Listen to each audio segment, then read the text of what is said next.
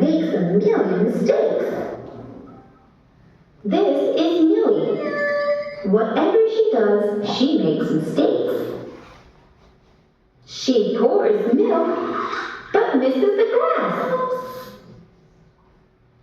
She squeezes too much toothpaste. Oops. She uses too much glue. Oops. She spells banana wrong. Oops. She also runs too fast. Crash. Millie dreams of being a top athlete, so one day she signs up for the hurdle race. It's a race where you jump over obstacles and sprint towards the finish line. On your mark, get set, go, says an announcer. Millie runs as fast as she can, hoping to take the lead right away.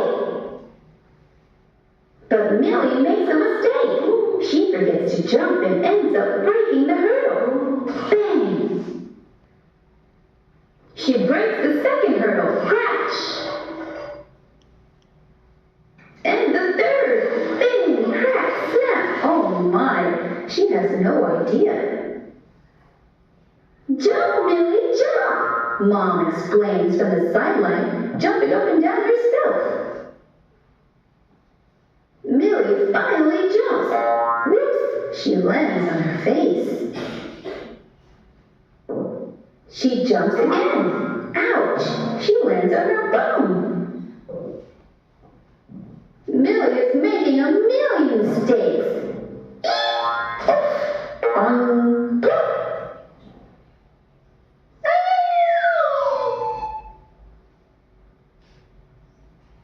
To stop tripping over hurdles, Millie jumps high. She jumps super high. She jumps insanely high and boing. Millie crashes into a tree and breaks a tooth.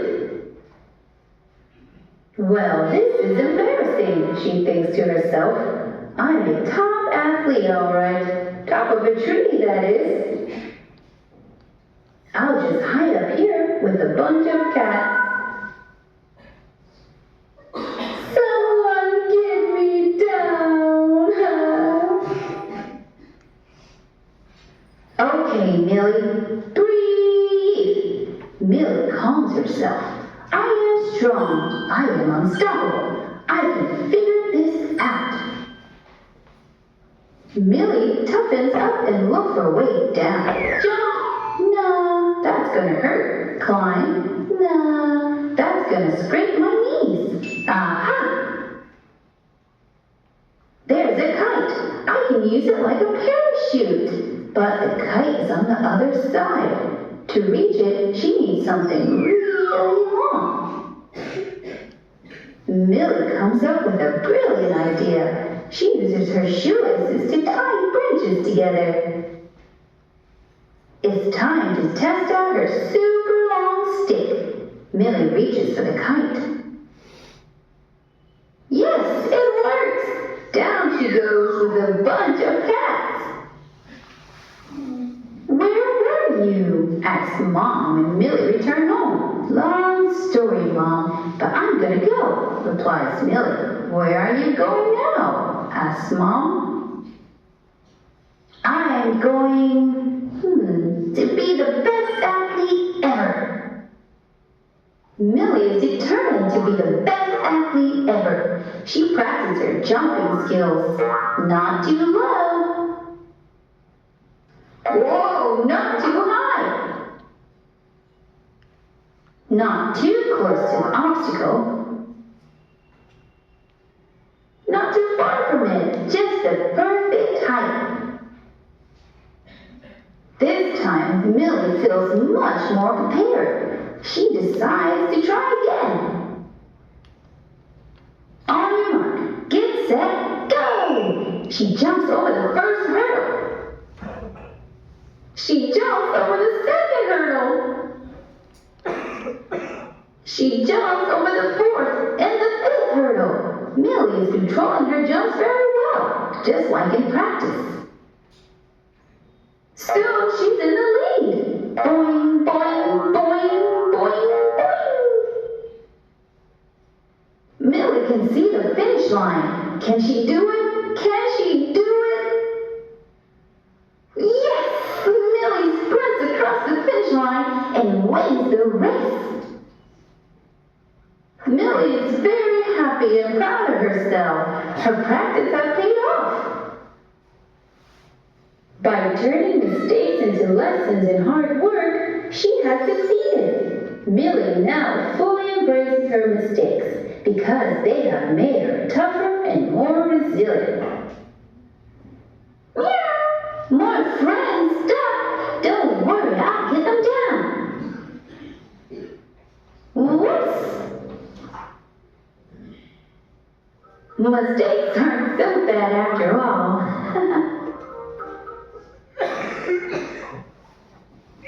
So mistakes are not so bad. We can make mistakes, we can learn from our mistakes, and we can develop resilience. Now, why is resilience important?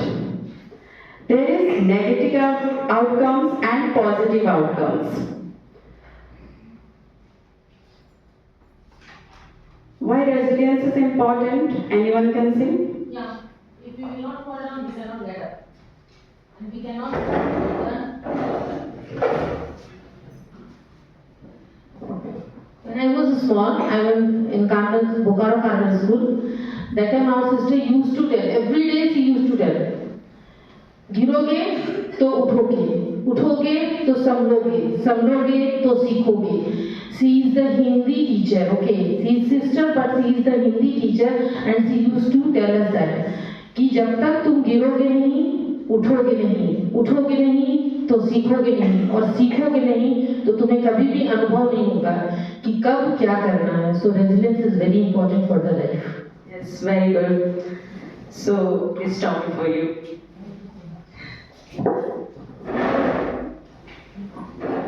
Please clap for Amrita Miss. This is also one kind of resilience. She get up and give answer. You might be have answers yourself. You know lots of things. That's why you are a teacher. You are teaching students. When the time comes, you have to stand and speak up. That time, you need resilience. Okay, Mrs. Asking question. How I will give answer? If I will make mistake, what will happen? What principal will think? What sisters will think? What resource person will think? That all comes in your mind. And with all those things, if someone is giving answer, that means that person build resilience. So everybody can build it. You have capacity to give answer. You have capacity to stand and speak up. Of course you will make mistake. I am also making mistake. Right now I don't know. I might be making mistake, I don't know. But when you get chance, you have to stand, you have to speak up. Because if you will not make mistake, you will not learn. Mistakes is very important in life to learn big things. Resilience is important for everyone's life because it helps us to stay strong and positive. When you build resilience, you will feel strong, you will feel more happier, and you will become a positive thinker.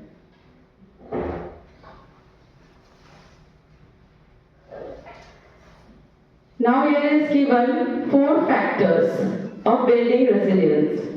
The first one is competent. That means learning new skills and doing your best for increasing your strength and self-belief. For example, if you are practicing daily reading, what will happen? What will happen? You will good in reading. If you are practicing writing daily, what will happen? Your writing will improve. Yes or no? Yes. So, when you practice new things, you definitely develop new skills. So that's why it is very important. A single thing you can practice every day. Second one is confidence.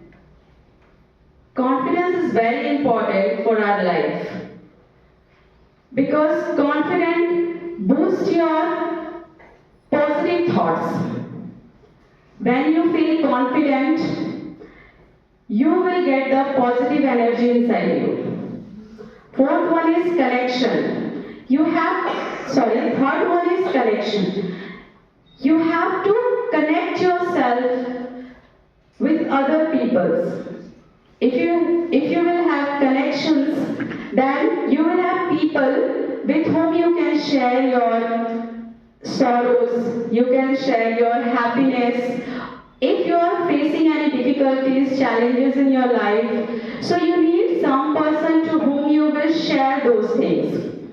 Suppose if you are having a slice of pizza and you share that slice of pizza among five friends, then very less part of the pizza with you remain. Yes or no? Same with your problems. If you are facing challenges and you share your challenges among your 4 friends, you will feel less stress. Yes or no? Because you have distributed your stress. And when you will share your stress, you will get idea how to solve it. You will get idea how to come up from those challenges. So it is very important that you have to connect with the people, not with the Facebook, Insta, with the real people. Now the fourth one is contribution. Contribution, that means you show your love for others. You can help others. Sometimes when you help others, you feel happy. Yes or no? Yes or no? Yes. Yes.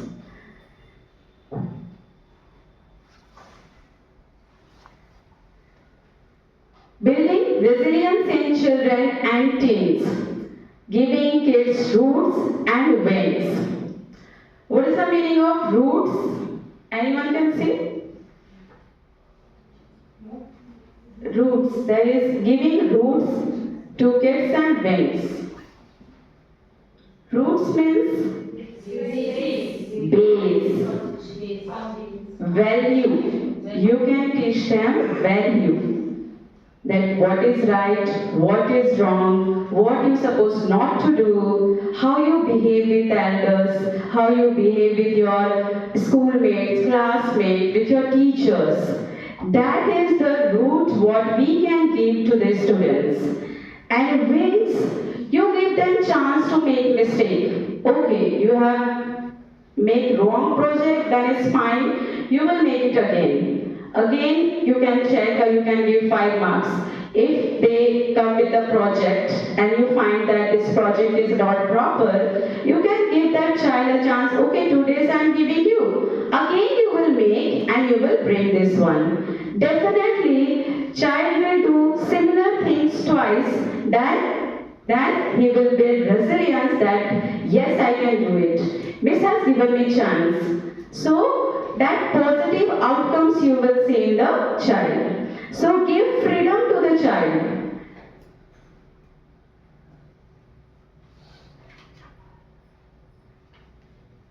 So here, how can schools develop resilient children? What we can do? We can appreciate child. We can motivate them. We can give them chance to make mistake without scolding them. Sometimes we scold them because we are managing that 50 students or 40 students or 30 students at a time. So when you done this kind of things, we scolded the child. Later on you can call that child and say, okay, I was in another zone, that's why I did this. Now you share what you were sharing in the class, so I can solve that problem. Or I'll be with you. Or I'm sorry, you can, being a teacher also you can say sorry. sorry. Okay, sorry. I scolded you that time. I supposed to listen you, but that time I was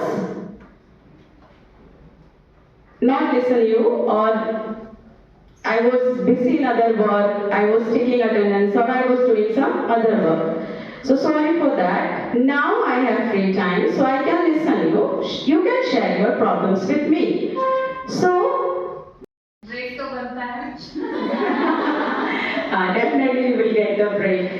So you see, even a broken crayons is also very useful. So when your student throw broken crayons inside the dustbin, please tell them or teach them that it is very useful. As our principal always says, a rat can do big things.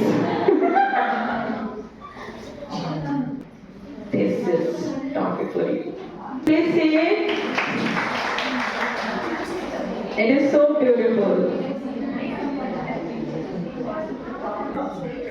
Okay, it's a scenery. Clap for sir.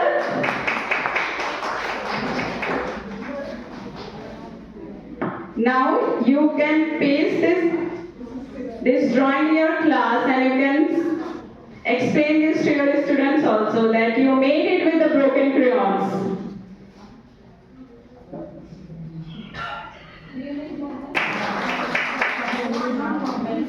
Yeah, it's beautiful. So what a resilient kid should have: confidence, positive attitude, a support system, problem solving skills, adaptability, and one more thing, persistence. That means keep going until they succeed.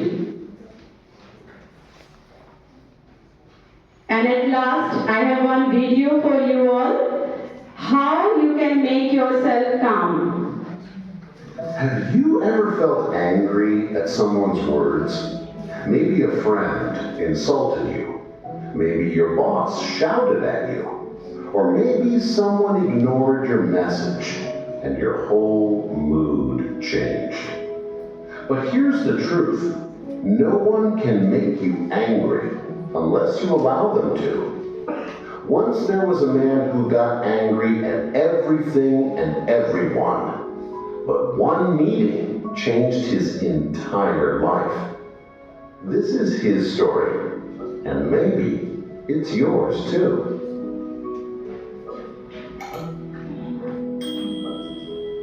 Once upon a time, in a quiet village near the mountains, there lived a man named Rahim. Rahim was known for one thing: his temper. If his wife forgot salt in food, he shouted. If a cow entered his field, he screamed. Even when children laughed outside, Rahim yelled, "Can't you be quiet for one moment?" He believed the world was the problem, not him. His wife Amina often said gently, "Rahim, why do you let small things make you so angry?" Rahim frowned. "Because people should learn how to behave. If they don't respect me, how can I stay calm?" He never realized he was giving everyone the power to control his peace. One summer morning, a monk arrived in the village. He wore simple white clothes, his face calm like still water. He sat under a banyan tree near the well. People said, "He speaks little, but his words touch your heart." One afternoon, Amina said, "Rahim, go meet the monk. Maybe he can help you." Rahim laughed. "What will a monk teach me? He doesn't deal with fools like I do." But the next day, while Rahim worked in his field, a neighbor's son accidentally broke one of his tools.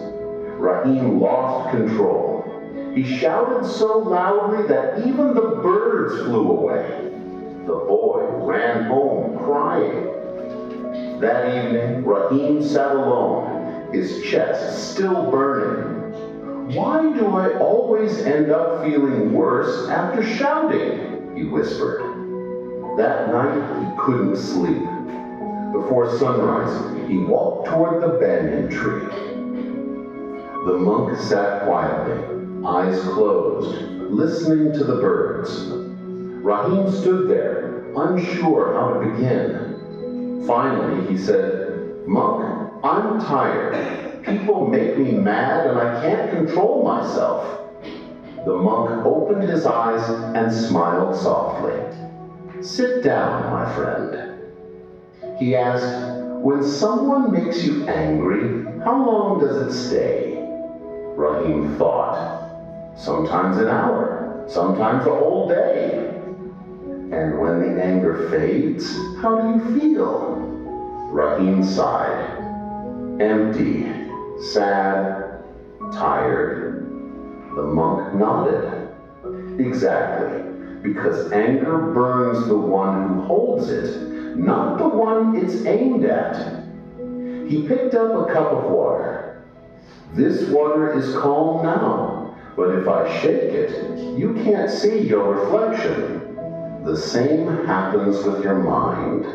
When it's disturbed, you can't see truth." Rahim frowned. "So should I just stay silent when people insult me?" The monk smiled. "No, learn to respond, not react. There's a big difference. When someone throws dirt at you, you can either catch it or step aside. The choice is yours." The next morning, the monk asked Rahim to bring a pot of water and a handful of sand. Rahim did as told. "Now boil the water," said the monk. As the water bubbled, the monk asked, "Can you touch it now?"